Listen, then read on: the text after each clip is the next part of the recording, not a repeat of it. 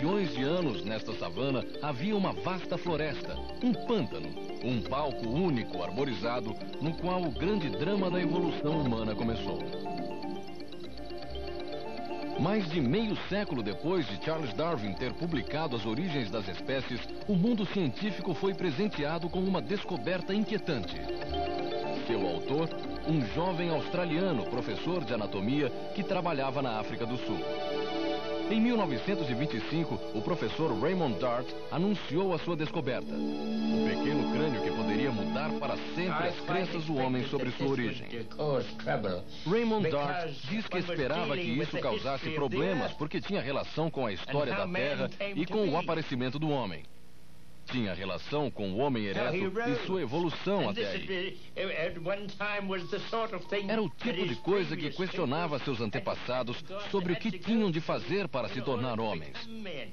Para o professor Dart, era a realidade.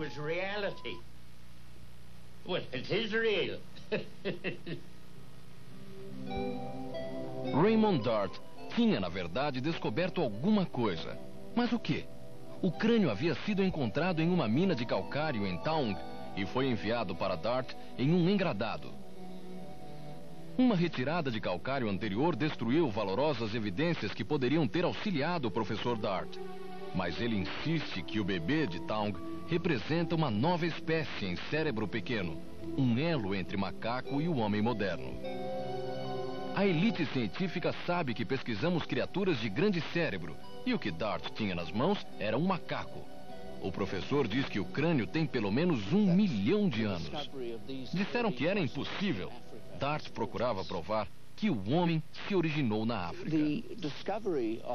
O sucessor de Raymond Dart na Universidade de Witwatersrand, professor Philip Tobias, disse que a descoberta do bebê de Taung foi um choque completo para todo o mundo científico, porque ele desafiava as teorias já existentes e também as ideias fixas da época. Todos os estudiosos afirmavam que naquele estágio o homem primitivo havia evoluído na Ásia, e este estava no continente errado. Um cientista que nunca se agarrou a ideias pré-concebidas foi Robert Broom. O moderado paleontólogo escocês era considerado desonesto, um fora da lei pelos seus rivais. Mas seus estudos não deixam dúvida. Tobias conta que Broom foi o único visitante que sabia por sua própria experiência o que acontecia. E quando ele entrou em casa e viu o que estava em cima da mesa, ajoelhou-se e ficou olhando. Tobias então perguntou que diabo ele estava fazendo, e o professor Broom então respondeu que se curvava diante de nossos antepassados. I'm bowing before our ancestor. O professor Dart classificou e nomeou a nova espécie Australopithecus africanos. Mais de 20 anos se passaram antes de ser reconhecido oficialmente. A procura pela origem do homem se deslocou para a África e foi intensificada. Australopithecus africanos é agora considerado mais velho do que Dart suspeitou.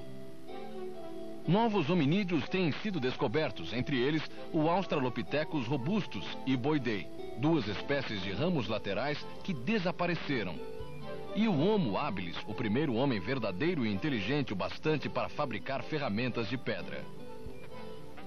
O bebê de Taung e Raymond Dart abriram o caminho e inspiraram uma geração de cientistas, dando uma nova direção nos estudos do homem primitivo.